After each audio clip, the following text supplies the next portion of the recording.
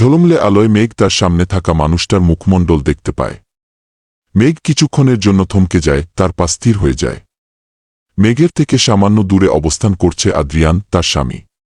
যে মানুষটাকে দেখার জন্য মেঘ 7 বছর ছটফট করছে, যার ছবির সামনে দাঁড়িয়ে 7টা বছর কাটিয়ে দিয়েছে। আজ অবশেষে সে তার সম্মুখে দাঁড়িয়ে আছে, কিন্তু মেঘ আদ্রিয়ানকে দেখে খুশি হতে পারে না। তার চোখ বেয়ে অশ্রুবিন্দু গড়িয়ে পড়ে, স্থির হয়ে দাঁড়িয়ে থাকার শক্তিটুকু সে হারিয়ে ফেলেছে। মেঘ এক পা পিছনে পড়ে যেতে গেলে আদ্রিয়ান তার হাত ধরে ফেলে। মেঘের হাত ধরে তার কাছে নিয়ে আসে।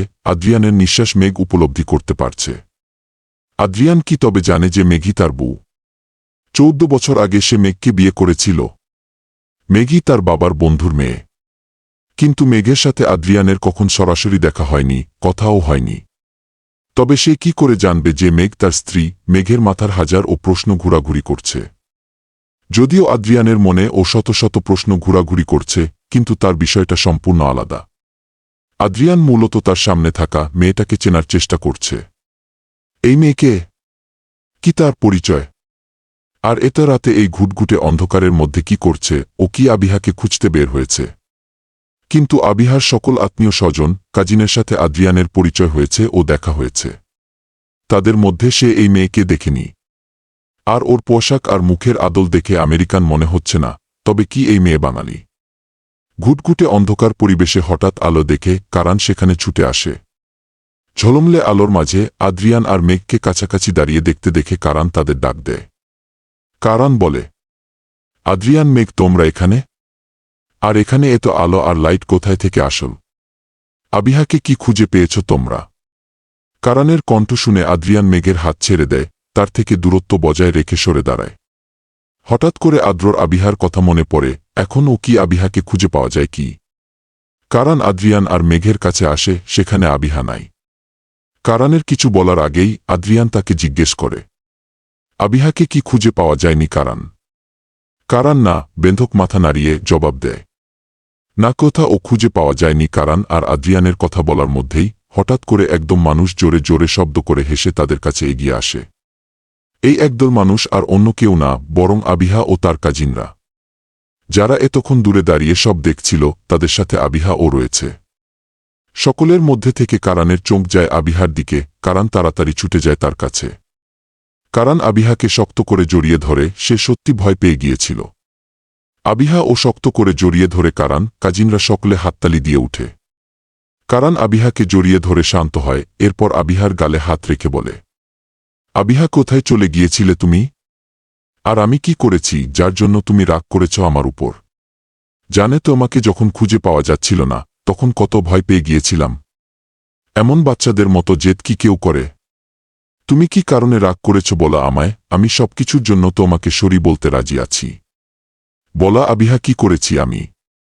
কারানের প্রশ্ন শুনে আবিহা মাথা নিচু করে ফেলে। এখন কে কি উত্তর দিবে? কারান তাকে সত্যি অনেক ভালোবাসে, যা আবিহা বুঝতে পারে। কাজিনদের সকলের কথা এমন করে কারানকে কষ্ট দেওয়া উচিত হয়নি তার। আবিহাকে মাথা নিচু করে দাঁড়িয়ে থাকতে দেখে কারান অবাক হয়। কারান আবার কিছু জিজ্ঞেস করতে যাবে আবিহাকে, তার আগেই সকল কাজিনরা বলে উঠে, সরি কারান ভাইয়া, তোমাকে টেনশন বা কষ্ট দিতে চাইনি আমরা। আসলে আবিহা আপুর কোনো দাস নাই, সব দাস আমাদের। তোমার আর আবিহা আপুর এনগেজমেন্ট হয়নি, কাল গায়ে হলুদ হয়ে যাবে। এর জন্য আমরা সকল কাজিনা পরিকল্পনা করেছিলাম যে আজ তোমার আর আবিহা আপুর এনগেজমেন্ট হবে। যার জন্য আবিহা আপুর ফোন দিয়ে আমরা তোমাকে মেসেজ করেছি, যাতে তুমি আবিহা আপুকে খুঁজতে এখানে আসা। এই চারপাশটা সুন্দর করে সাজিয়েছি, যাতে তুমি এখানে এসে আবিহা আপুকে প্রপোজ করা আর ভালোবাসে আংটি পরিয়ে দাও। সকল কাজিনদের কথা শুনে কারান রাগান্বিত লুকে তাদের দিকে তাকায়। কিছুক্ষণ সকলে বকাবকি ও করে। তবে যখন দেখে সকলে মাথা নিচু করে, মুখ ঘামড়া করে দাঁড়িয়ে আছে, তখন কারান হাসি মুখে বলে উঠে, আচ্ছা যাও, আর তোমাদের বকব না। তবে ভবিষ্যতে জেনে এমন ভুল না হয়। আর এত সুন্দর করে যখন চারপাশ সাজানো হয়েছে, তখন এনগেজমেন্ট করা যেতেই পারে। আংটি দাও। হবু বউকে প্রপোজ করে তাকে বিয়ের জন্য রাজি করায়। কারানের মুখে আংটির কথা শুনে কাজিনা সকলে আবার খুশি হয়ে যায়। তারা কারানের হাতে আংটি দেয়। কারান হাঁটু গেড়ে বসে যায় মাটিতে। এরপর বলে উঠে, আবিহা, তোমাকে আমি অনেক ভালোবাসি। জীবনের শেষ নিঃশ্বাস অবধি তোমার হাত ধরে বাঁচিতে চাই। তুমিই আমার প্রথম ভালোবাসা, আর তুমিই শেষ। বিয়ে করতে আমায় আবিহা? কারানের কথা শুনে আবিহা খুশি হয়ে যায়। আবিহা তার হাত এগিয়ে দেয়, কারান ওর হাতে আংটি পরিয়ে দেয়। কাজিনরা সকলে হাততালি আর তাদের শুভেচ্ছা দেয়। আদ্রিয়ান এতক্ষণ কারান আর আবিহার ভালোবাসার মুহূর্ত দেখে তার মুখে মিষ্টি হাসি ফুটে ওঠে। কিন্তু সকল উচ্ছ্বাস আর আনন্দের মাঝে মেঘের চোখে অশ্রুকণা জমা হয়েছে। আদ্রিয়ানের পাশে দাঁড়িয়ে থাকা তার আর সম্ভব হচ্ছে না। মেঘ এক পা দুই পা করে আদ্রিয়ানের থেকে দূরে সরে যায়। এরপর এক দৌড়ে সেখান থেকে চলে যায়। সকলে আবিহা আর কারানকে নিয়ে ব্যস্ত থাকায় মেঘকে দেখতে পায় না। আবিহা আর কারান তাদের ভালোবাসার সুন্দর মুহূর্ত এনজয় করে। প্রায় 10 মিনিট পর সকলে রিসর্টে ফিরে আসার কথা ভাবে। তখনই হঠাৎ করে আবিহার মনে পড়ে মেঘের কথা। এখানে সকলে উপস্থিত রয়েছে, কিন্তু মেঘ কোথায়? আবিহা যতদূর মনে আছে সে মেঘকে আদ্রিয়ানের পাশেই দেখেছিল। আবিহা বলে, আদ্রিয়ান ভাই, মেঘ কোথায়? ও না আপনার পাশেই দাঁড়িয়েছিল। মেঘ নামটা শুনে আদ্রিয়ান অবাক হয়ে বলে, কে মেঘ? আরে মেঘ আমার বান্ধবী, যাকে আজ বিমানবন্দর থেকে আপনার রিসিভ করে নিয়ে আসার কথা ছিল। ও তো এখানেই দাঁড়িয়েছিল, কোথায় চলে গেলা? আদ্রিয়ান বুঝতে পারে একটু আগে অন্ধকারে যে মেয়ের সাথে তার দেখা হয়েছিল তার নাম মেঘ। আবিহা যাকে রিসিভ করে নিয়ে আসার জন্য অনুরোধ করেছিল। আদ্রিয়ান তার পাশে তাকিয়ে দেখে সেখানে মেঘ নামের মেয়েটা নাই। একটু আগেই তো এখানে ছিল, আদ্রিয়ান বলে। ওই মেয়েটা এখানেই দাঁড়িয়েছিল, কোথায় চলে গেল হঠাৎ করে? আবিহা আর আদ্রিয়ানের কথা শুনে কারান বলে, আমার মনে হয় মেঘ আবিহার উপর রাগ করেছে। কারণ আবিহা হারিয়ে যাওয়ার কারণে ও অনেক ভয় পেয়ে গিয়েছিল, যার জন্য হয়তো রাগ করে রিসর্টে চলে গেছে। কারানের কথায় আবিহা সম্মতি জানায় আর বলে, মেঘ মনে হয় রাগ করেই রিসর্টে চলে গেছে। অন্ধকার বন্ধ রুমে বসে আছে মেঘ। তার চোখ বেয়ে টপটপ করে পানির বিন্দু গড়িয়ে পড়ছে। ভীষণ কষ্ট হচ্ছে তার। নিজের চোখকে বিশ্বাস করতে কষ্ট হচ্ছে তার। সবটা স্বপ্নের মতো মনে হচ্ছে।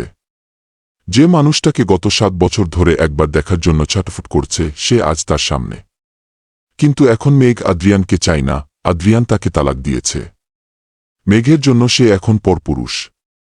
গত 7 বছরে যখন আদ্রিয়ানকে একবার দেখার জন্য সে ছটফট করেছে, তখন কেনে তাদের দেখা হয়নি। আজ যখন মেঘ তার অতীত ভুলে গিয়ে তার কেরিয়ার, তার মৃত বাবার স্বপ্ন পূরণের উপর মনোযোগ দিয়েছে, তখনই কেনে আদ্রিয়ান আবার তার জীবনে ফিরে এসেছে। কেনা আদ্রিয়ানকে তার চোখের সামনে দেখে মেঘ কি করে তার থেকে দূরে থাকবে? ভালোবাসার মানুষকে তার চোখের সামনে দেখে তাকে ঘৃণা করার মতো শক্তি মেঘের নাই। মেঘ আবার দুর্বল হয়ে যাবে আদ্রিয়ানের প্রতি। শত অপমান আর অবহেলার পর বেহায়ার মতো ছুটে যাবে আদ্রিয়ানের কাছে। না না, মেঘ বেহায়া মেয়ে না। যদি আদ্রিয়ান মেঘকে ঘৃণা করে, অবহেলা করে, তবে মেঘ ও তাকে ঘৃণা করবে। তাছাড়া আদ্রিয়ান এখন তার স্বামী না। আদ্রিয়ান তার ইচ্ছায় মেঘকে ডিভোর্স দিয়েছে, তবে মেঘ কেনে তাকে সারা জীবন ভালোবেসে যাবে। মেঘ তার মনকে শক্ত করে চোখ বেয়ে গড়িয়ে পড়া অশ্রুবিন্দু হাত দিয়ে মুছে নেয়। মেঘ বেহায়া মেয়ে হবে না, তার মধ্যে আত্মসম্মান বেদ রয়েছে। আদ্রিয়ান নামক মানুষটার অস্বস্তি তার জীবন থেকে মুছে দিবে সে। আদ্রিয়ান যতই তার সামনে থাকুক না কেনা, সে দুর্বল হবে না। আদ্রিয়ানকে ভুলে যাওয়ার সাধ্য হয়তো মেঘের নাই, তবে তার থেকে দূরত্ব বজায় রাখার সাহস মেঘের আছে। যে তাকে ভালোবাসে না, সম্মান করে না, সারা জীবন তাকে ভালোবেসে যাওয়া বেকামি ছাড়া আর কিছু নয়। আদ্রিয়ান জানে না যে মেঘই তার বউ, তবে মেঘ তার পরিচয় কখন দিবে না আদ্রিয়ানকে।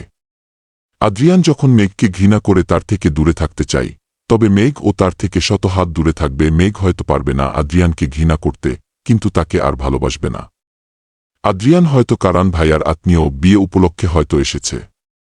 যতদিন না আবিহার বিয়ে সম্পন্ন হচ্ছে, ততদিন মেঘ রুম থেকে বেশি বাহির হবে না। মেঘ আর কখন আদ্রিয়ানের সম্মুখে যাবে না, কখন না অসম্ভব। মেঘ শুধু তার কেরিয়ার আর স্বপ্নের উপর ফোকাস করবে। আদ্রিয়ানের স্মৃতি তার হৃদয়, মন, আত্মা সব থেকে বিলুপ্ত করে দিবে সে। মেঘ তার মনকে শক্ত করে, সে ভেঙে পড়বে না। অতীতের স্মৃতি আঁকড়ে বেঁচে থাকবে না। এখন শুধু সে তার সম্পূর্ণ মনোযোগ তার ভবিষ্যতের উপর দিবে। কিছুক্ষণ পর আদ্রিয়ান, কারান, আবিহা সহ সকল কাজিনরা রিসর্টে ফিরে আসে। আদ্রিয়ান রাতের খাবার খেয়ে সিঁড়ি দিয়ে উপরে তার রুমে চলে যায়। মেঘ আর আদ্রিয়ানের রুম পাশাপাশি, মাঝে শুধু একটা দেয়াল। আবিহা মেঘকে খাবার খাওয়ার জন্য ডাক দেয়, কিন্তু মেঘ দরজা খুলে না। আবিহা অনেক সময় দরজায় কড়া নাড়ার পর মেঘ বিরক্ত হয়ে ছট করে উত্তর দেয়, হি রাতের খাবার খাব না আমি, ক্ষুধা নাই আমার। মেঘের জবাব শোনার পর আবিহা ওকে অনেকবার অনুরোধ করে খাবার খাওয়ার জন্য, কিন্তু মেঘ কোনো উত্তর দেয় না, দরজা ও খুলে না। আবিহা মনে করে মেঘ হয়তো একটু আগের ঘটনা নিয়ে রাগ করেছে, যার জন্য সে সরিয়েও বলে, তবুও মেঘ দরজা খুলে না। রাত প্রায় 11টা। আদ্রিয়ান তার রুমে বসে ল্যাপটপ দিয়ে কাজ করছে। অন্যদিকে মেঘ ওয়াশরুম থেকে ফ্রেশ হয়ে বের হয়ে আসে। দীর্ঘ সময় কান্না করার ফলে তার চোখ মুখ সব ফুলে গেছে। চোখ রক্তিম বর্ণ ধারণ করেছে, মাথার পরিপাটি চুল এলোমেলো হয়ে গেছে। মেঘ একটা দীর্ঘশ্বাস ফেলে এরপর বিছানার কাছে এগিয়ে যায়। বিছানায় তার ব্যাগপে পড়ে আছে, যা এখন গুছিয়ে রাখা হয়নি। বিকালে শরীর টায়ার্ড থাকার কারণে ঘুমিয়ে পড়েছিল, যার কারণে জামা কাপড় আলমারিতে রাখার কথা মনে ছিল না। মেঘ তার ব্যাগপে থেকে জামা কাপড় বের করতে যাবে, তখনই তার চোখ যায় ব্যাগে রাখা তার গিটারের দিকে। মেঘের গানের গলা খুব ভালো, তবে সে নিয়মিত গান করে না। যদি কখন তার মন খারাপ থাকে তখন গিটারের সুরে কিছু লাইন গাওয়া হয়। মেঘ তার গিটার হাতে নেয়, এরপর বিছানায় বসে সুর তুলে। আদ্রিয়ান কাজ করার মধ্যে হঠাৎ করে গিটারের সুর শুনতে পায়। শব্দটা পাশের রুম থেকে আসছে, তবে কি পাশের রুমে নতুন কোনো অতিথি এসেছে? মেঘ গিটারের সুরের তালে গান গাইতে থাকে, আমি শুরু থেকে জানি তুমি হবে না আমারই, তবুও আমি পাগল হয়েছি তার কারণে। জেনা আকাশভরা তারা আর লাগে না গা, সব জেনা কালো মেঘে ঢাকা পড়েছে। তুমি ছুঁয়ে দেখা আমায়, তুমি ছুঁয়ে দেখা আমায়, ছুঁয়ে দেখা আমায়। আদ্রিয়ান মেঘের গাওয়া গানের প্রতিটা শব্দ শুনে। সত্যি মেয়েটার কণ্ঠ অসম্ভব সুন্দর, গানের প্রতিটা লাইন সে অনুভব করেছে। আদ্রিয়ানের পাশের রুমে থাকা মেয়েটাকে একবার দেখার বড্ড আগ্রহ জন্মায়, যার জন্য সে তার ল্যাপটপে কাজ করা বন্ধ রেখে বেলকনিতে ছুটে যায়। কিন্তু পাশের রুমের বেলকনির দরজা বন্ধ, আর রুমটা সম্পূর্ণ অন্ধকার থাকায় সে কিছুই দেখতে পায় না। আদ্রিয়ান হতাশ হয়ে তার রুমে ফিরে আসে। কাল সকালে রোমান্টিক পর্ব দিব, দারুণ সুন্দর হবে।